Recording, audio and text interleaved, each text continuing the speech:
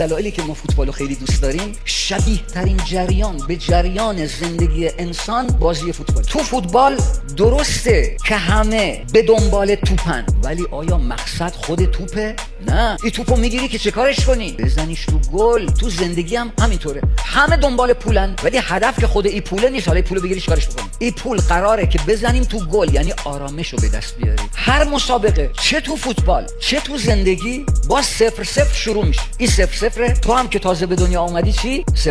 در هر دوتا شکست یه بخشی از موفقیت محسوب میشه. یه تیمی پیدا کنید که هیچ وقت شکست نخورد. تو زندگی هم همینه، شما گاهی اوقات شکست، گاهی اوقات برنده شده. هم تو فوتبال هم تو زندگی غالبا کسانی که ریسک میکنن گل میزنن. موفقیت از نقطه ای آغاز میشود که تو از منطقه آرامش و آسایش خودت خارج شوی و در منطقه ریسک و